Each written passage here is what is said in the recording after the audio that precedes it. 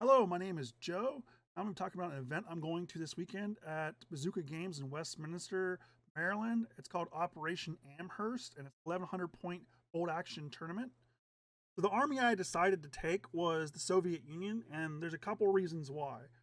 One, I wanted to try some reinforced front armor. Two, I wanted to have a unit that had scouts lead the way or rangers lead the way. So I was either going to go with United States or Soviet Union because the mission pack basically helps both those factions. Starting out in the rifle platoon, I have a platoon commander, inexperienced with a rifle.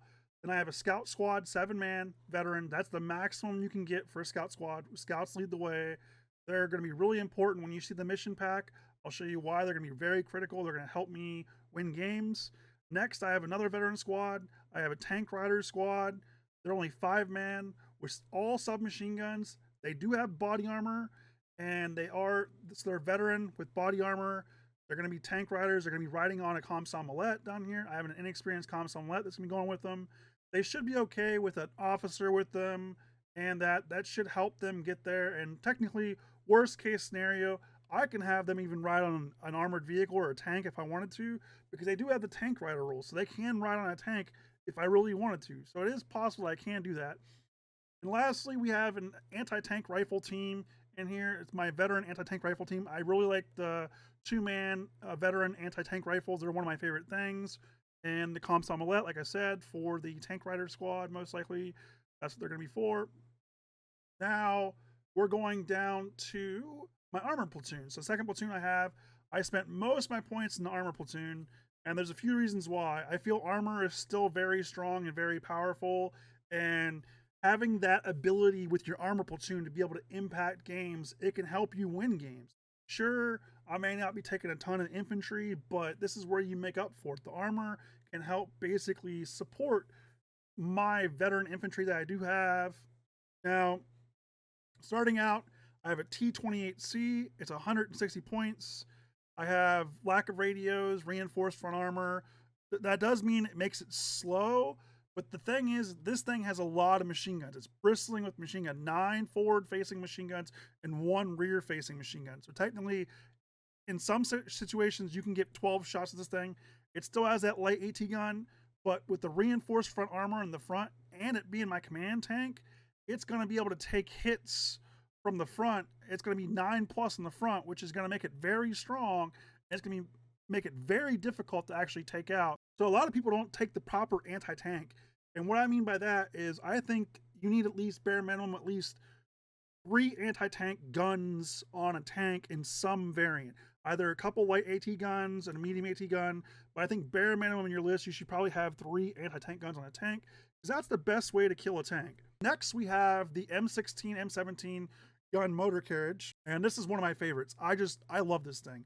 For quad HMGs, it is incredible. This thing can roll up on tanks and surprise tanks. I've been able to sneak through like a ruins or like sneak through something where they didn't think I could come from, but having that half track makes it so good that you're able to like sneak around and get places and basically be able to surprise people.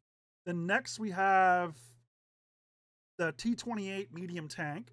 So the T-28 medium tank, it's not the reinforced front armor one, but it's still good. It still has all the machine guns. It's still 8 plus round, which I still like. I still think that's strong enough with the current meta. I think the current meta, what's going to be in this event, I can see heavy machine guns, auto cannons being very common, very popular. Because how you beat infantry on objectives with auto cannons, heavy machine guns, these kind of weapons are what's going to be very good. And even just normal T-28, it will help me get around the battlefield a little bit faster. They'll be a little bit quicker. And then I have a ZIS 30 for a medium anti-tank gun. Yes, it's on a 7 plus armored chassis. Yes, it's vulnerable to just being pinned because it's open topped. But how you play the ZIS 30, what's critical here is that you make sure that you put it into a ruin, you put it like into hard cover or something like that, where you're getting hard cover back and they're not getting cover saves from the gunshot. So you're like trying to sucker punch something with it because you're going to roll up, maybe take a shot when you move and shoot, and then the next turn you're going to get a sitting still shot, and that sitting still shot is what's going to can open something. That's what's gonna the 3+ to hit is what's gonna basically open up something. It's gonna mess something up for your opponent. Now the T-26A light tank, it's just a double machine gun tank. This is also to help me beat those infantry. I can push forward aggressively with it. Yes, it's only 7+, but it's very cheap for a little machine gun anti-infantry tank, so it's very solid. And lastly, we have a third rifle platoon.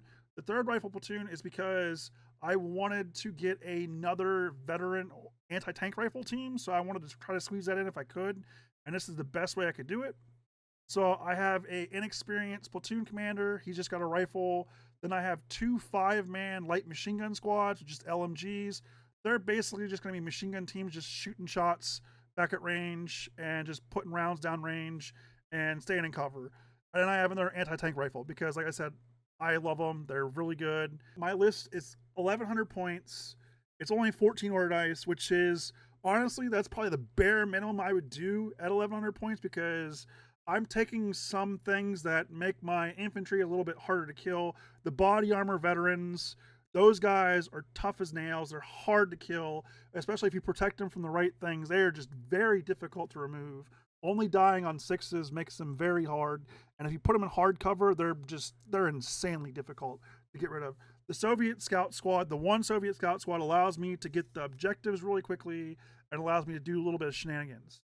So here's some of the terrain rules. I'm going to leave this up here for a thing. It's always good for a tournament packet to have the terrain rules and to include this stuff. So if you have any questions, you can just go to this and look at it, and it'll honestly help you figure out like basically what the event's doing and what some things are doing. Because some people play some obstacles a certain way, and some people play some things a certain way, and this just straight up defines everything pretty much. And one of the biggest things is a lot of tournaments actually do this, not destroyed by tracked vehicles moving across. It makes sense because if you would destroy it, then you're modifying the battlefield, and now the TO has to go around and fix the battlefield. So that makes a lot of sense in a lot of events. So that's typical. You see that a lot, so that's okay. But the first mission that we have in the tournament pack, it's Heartbreak Ridge. So some people's probably played it, some people's probably not played Heartbreak Ridge. But basically how it works is there's one objective in the center of the board. Both players roll a dice, and you basically see who gets to pick their quarter and their deployment zone. So it's quarters, which is interesting, and the fact that you're going to be able to deploy the stuff into your deployment like quarter means that everybody's going to be very close to that center objective. So that center objective is going to get hot and heavy very quickly.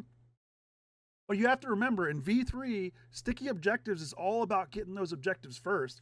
So if you can get those objectives really fast, and that's where my Soviet scouts here are going to come in, because I'm going to be able to deploy 12 inches away from that center deployment zone thing, and I'm going to probably be able to get my Soviet scouts with the scouts lead the way move. They're going to be able to push forward, and guess what? I'm already pretty much on top of it. So I'm going to be able to go down or whatever I need to do, and I'm pretty much already on the objective. So if they don't aggressively push themselves, they're going to have a bad day. But that's where my tanks are going to play a huge part in this. I can put my tank supporting my infantry right there. My reinforced front armor tank can be right there up in the fray because it's got that extra armor. And I have to be careful of my opponent's tanks pushing in too aggressively, because then that reinforced front armor doesn't mean a whole lot if I just don't be careful with it. But the biggest thing is just making sure I protect my flank, put a building or a ruin or something on a flank of that big tank, and it should be okay. Same thing with my body armor vets dudes. I can have them hiding close by in their little vehicle if I need to roll forward, and they can push around. I can honestly have them push around to the right and left and try to go for the opponent's objective, but I don't know if that's really worth it, because there's going to be one objective that's in your home, and it has to be 6 inches from the board edge and 12 inches from the center. So ideally, the best place is probably to put it in a corner, to basically like get a corner and put 6 inches by 6 inches. That's probably the safest spot to put it, because that's the furthest away from your opponent. Remember, if they try to outflanking is allowed in this mission. They try to outflank. If we're in this zone, you can only outflank here and here. So you can't outflank like on over here on this side and come down and surprise them. So you can only come in from the side. Like if we're in this quarter, let's just say we're in this quarter, so this is your outflanking here, outflanking here. So that's where they would come in from here, here. Same thing for your opponent. Your opponent would come in here or here. Now, another thing that's going to be hard about this mission is it's just going to be the center objective is worth 5 points. So everybody's going to be fighting for that. Your home objective is worth 1 point. The enemy objective is worth 10 points. So if you can capture the enemy objective, it's worth a boatload of points. Now, your opponent could go gun-ho, and they could try to flank around and try to take your objective. But the problem is the secondary mission kind of in this is kill points. You score 1 victory point for every enemy unit destroyed at the end of the game, calculate the total. So it's also, you got to preserve your forces while holding the objective. So you got to be careful not to push too far forward, because if you just sacrifice, like, I don't know, if you sacrifice 10 points to get to your opponent's objective, is it really worth it? Because you just like lost everything.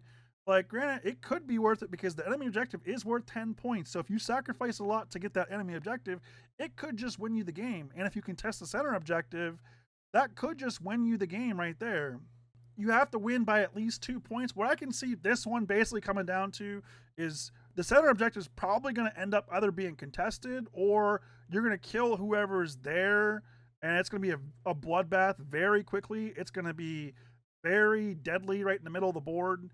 I can see both players' objectives are going to be kind of hard to actually get to unless you actually try to sneak around and try to like go to them somehow or something like that.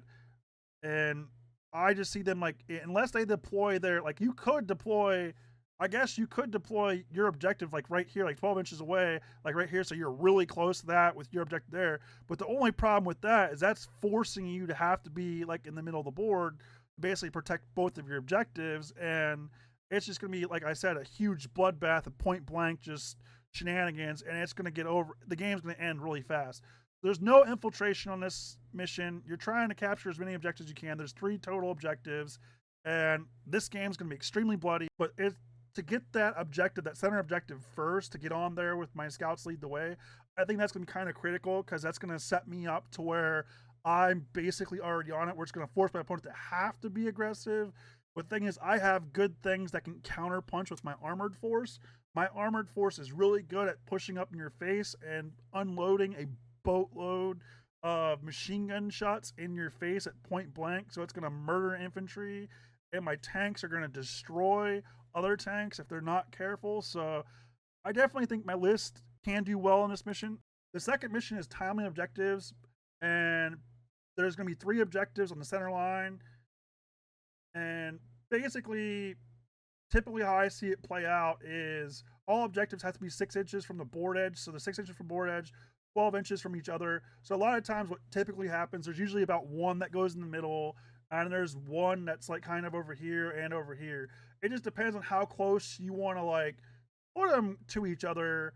But like, you can have them up to 12 inches away from each other. So technically you can have them all 3 stacked 12 inches between each other. You could do that, or you could try to spread them out as far as you can, to where there's 1 6 inches away over here, 1 6 inches here, and 1 smack dab dead center. So you could do that right there, but it just depends how you want to do it. Now, this one is going to be getting engagement. Everybody's going to be walking on a table here. With bolt action V3 and timely objectives, you have to get to the objectives as fast as possible, because these objectives are sticky objectives, and whoever gets there first are going to take control of these objectives, and they're very, very difficult. Sticky objectives are very difficult to actually get the objectives back from your opponent. They are very hard to actually capture back.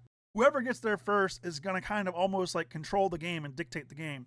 So my strategy for my list, I think what I'm going to do is I'm going to try to take the middle objective with whatever I can. If it's my scouts, I'm going to try to push forward, because my scout lead the way move means that I'm going to start here, which means turn 1, technically I can run my guys forward and they can actually be on an objective. So if there's cover close by and I can move my scouts forward, I'm probably going to advance them around to try to either steal the middle objective or side objective.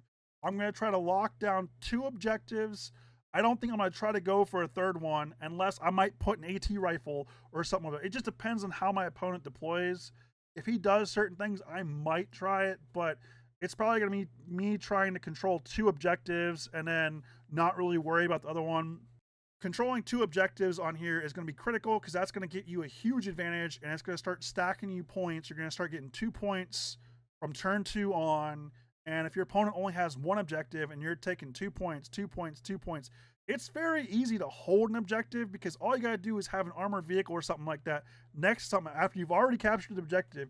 If you have an armored vehicle or something nearby it, they have to remove that armored vehicle or whatever's near that objective to get basically remove you from capping it. And sometimes that's very difficult to actually do.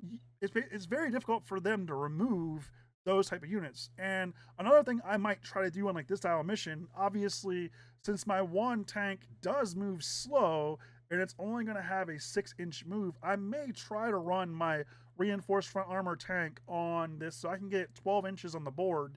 If I can get 12 inches on the board, that's going to get me a lot closer to the objective, and that's going to also help me basically position for like the next turn, because then I can move 6 inches forward and now I'm threatening the objectives on the center with it. So that is one risk with taking reinforced front armor. I might have to like run with that tank on turn 1, but running with it would still be okay because it has that reinforced front armor, so it can take a hit and it can do stuff that my other armor is not going to be able to do. So it's going to be able to protect a little bit better. Also, having those giant tanks push around your infantry gives you a lot of cover for your infantry on the left and right. So if your infantry is moving with your tanks, it's going to give them a lot of protection. All right, and then the last mission we have is Seek and Destroy, just basically kill points. So this is the only mission that is allowing infiltration. The other 2 missions does not allow infiltration, and this one also allows outflanking. So it's just kill points here. You're trying to destroy each other. It's another meeting engagement. You're just trying to protect your weaker stuff and make sure that you're just systematically taking out things that you can take out. With this tournament, I see a lot of people bringing units like MPs or something like that. I see people bringing like things that help out, that help them outflank, that help them get things on the board in reserves, that help them bring on things like that. First round will be Axis versus Allies typically, and then it's random, and then each round after that will be Swiss pairing, and then you get points, 20 points for a win, 10 points for a draw, 5 points for a loss. You get 10 points for fully painted, base is a 10, 3 color minimums a 5, partially painted is 3, unpainted 0. So it's important that you have painted miniatures because that gives you 10 points. Early list submissions, I did submit my list early, so that's 10 points that you get just for submitting your list early. This encourages people to basically make sure that your lists are in ahead of time and the TO's not like getting lists at the last second. So this allows him to do that kind of stuff. And it is, like it says here, it is a tournament. Ties will be broken by total dice destroyed. So the most tiebreakers are always going to come down to kill points. And the second tiebreaker is strength of schedule, if it has to be. But most of the time, usually kill points is usually enough. And then here's the placings that you can get: first place, second place, third place, and then the best painted, and then things that went FUBAR, lowest in-game scoring player. If you've never been to a tournament in Maryland with Mike, he does a fantastic job, has some of the best prize support. You get a little goodie bag. It's literally one of the best tournaments that you can go to in the United States. It's fantastic. There's a great player base, over 30 players, probably pushing almost into the 40s now, but it's the events that he does are just really well done. Rain's fantastic. Everything's great. And I hope to see everybody there. If you're going to be there, say hello. My name's Joe, and I'll see you there.